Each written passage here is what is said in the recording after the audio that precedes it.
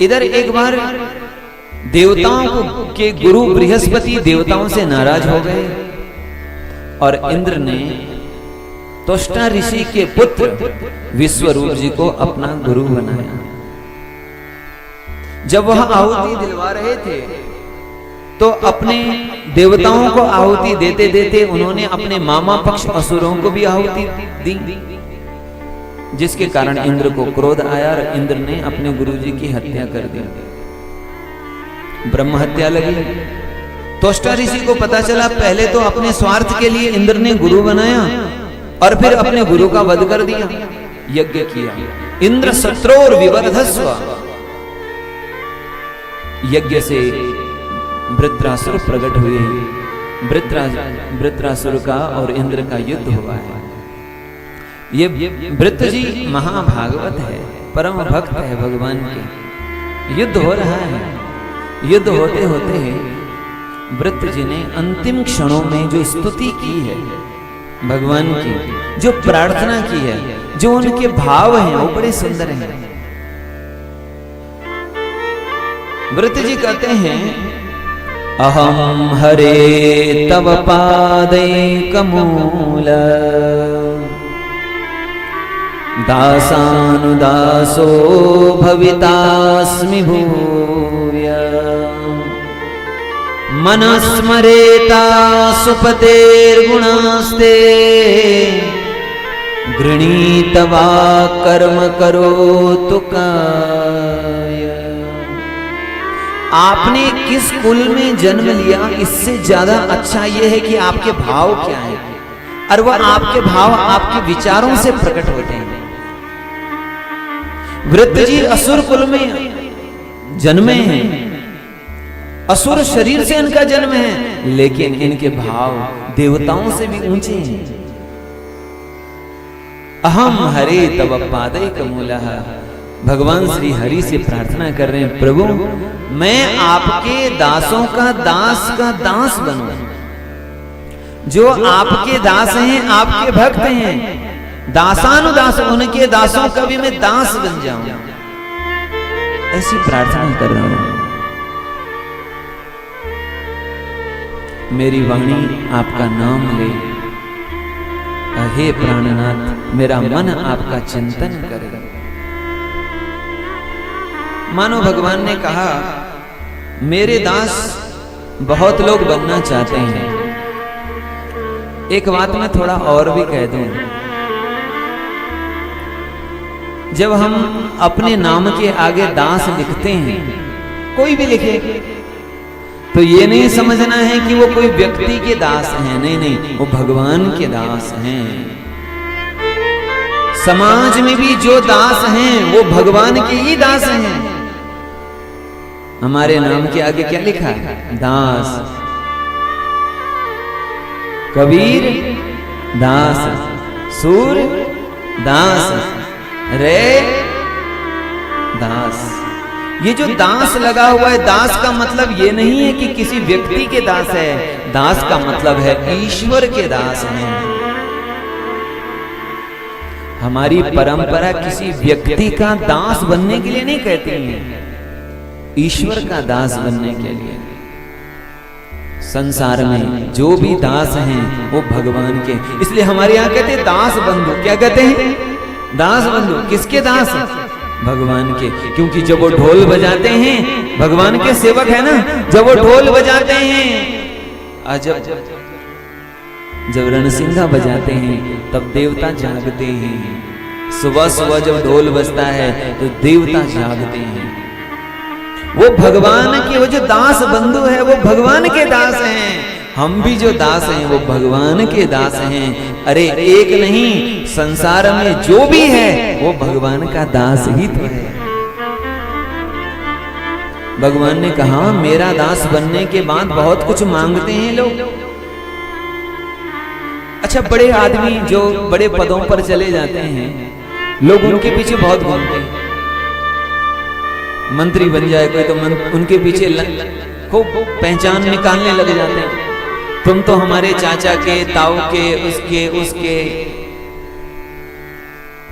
वो विद्यालय में, ये वो कोई बड़ा मंत्री पद मिल गया, मुख्यमंत्री, प्रधानमंत्री, कोई बड़ा पद मिल गया, तो हम उसके इर्द गिर्द रहना चाहते हैं, उसका सेवक बनना चाहते हैं। क्यों? इसीलिए शायद कुछ इनसे काम बन जाए अपना, कहीं नौकरी लगा दे, हमारी लगा दे, हमारे बच्चों की लगा दे, कोई काम करवा दे।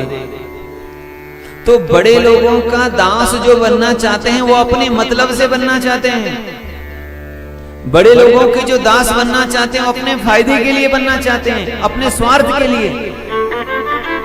मानो भगवान ने वृत्त जी से क्या कहा, क्या आप भी अपने लाभ के लिए मेरा दास बनना चाहते हो? क्या चाहिए तुमको? किम दासेन तुभ्यम ददामि इति। तुम मेरा दास बनना चाहते हो तो उसके बदले में तुम्हें क्या चाहिए? किसी का सेवक बनोगे तो महीने की तनख्वाह तो मिलेगी ना, आखिर तुम्हें क्या चाहिए? वृत्त जी कहते हैं, प्रभु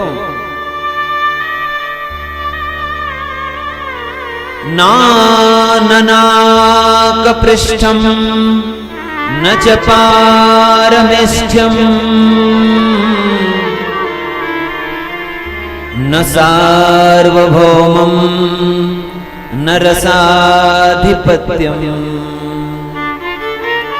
न योग सिद्धिर पुनर्भवं वा समंजसत्वा विरहैयकांक्षे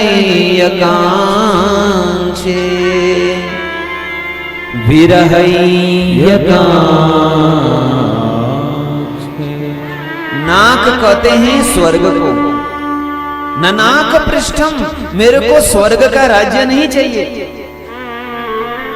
न पारमेष्ठ्यम, न परमेष्ठी का राज्य चाहिए, ब्रह्मलोक का राज्य चाहिए, न सार्वभौमम, न इस भूमि का राज्य चाहिए, चक्रवर्ती सम्राट का पद भी नहीं चाहिए, न रसाधिपत्यम, न रसातल का कोई पद मुझे चाहिए,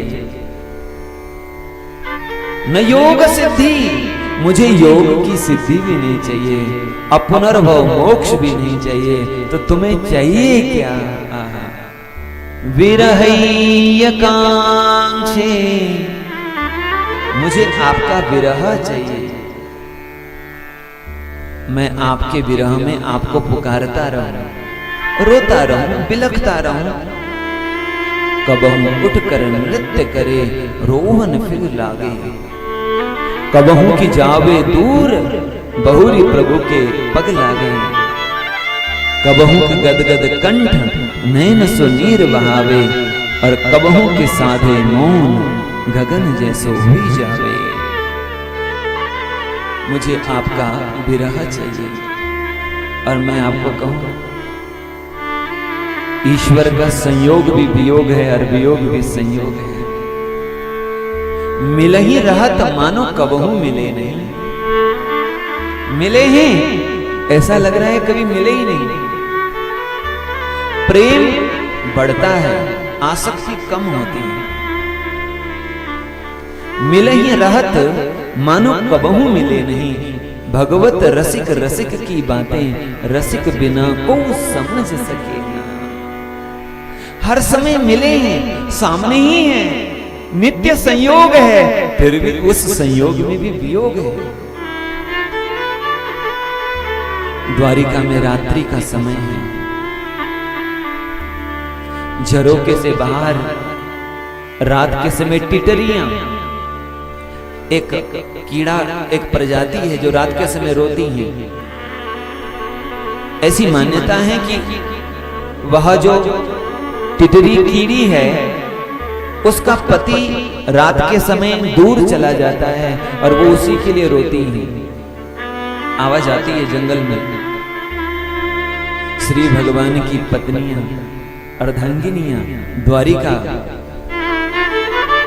द्वारिकाधीश भगवान के सिर को अपनी गोदी में रखी हुई हैं, सिर सहला रही हैं। श्री भगवान की अर्धांगिनियां श्री भगवान के सिर को सहला रही हैं, अपनी गोदी में उनके सिर को पधराए हुए हैं।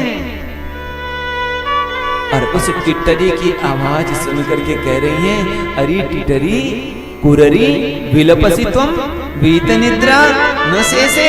अरे कुररी, तू भी विलाप कर रही है, तू भी रो रही है, तू चीख रही है। मैं जानती हूं तू क्यों रो रही है।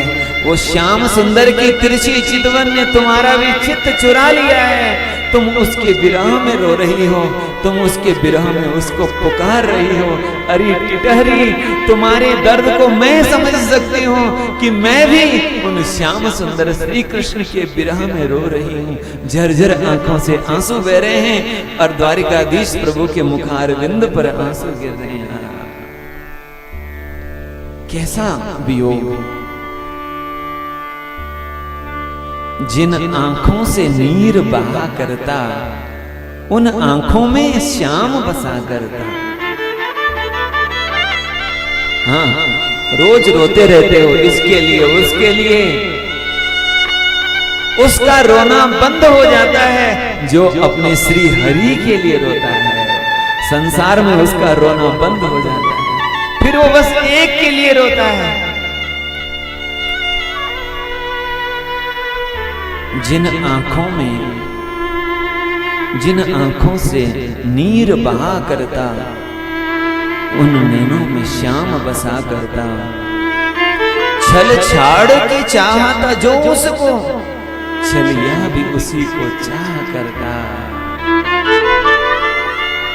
विरह कैसा। मीराबाई कह रही हैं, और उसकी विरह में सच कहें उसके लिए तो रोने में भी, चीखने में भी, चिल्लाने में भी, विलाप करने में भी एक सुख है।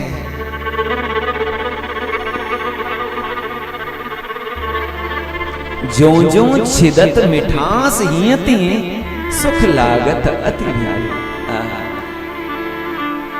श्याम सुंदर के नेत्र जैसे जैसे हृदय में गड़ते हैं, वैसे वैसे सुख बढ़ता जाता है।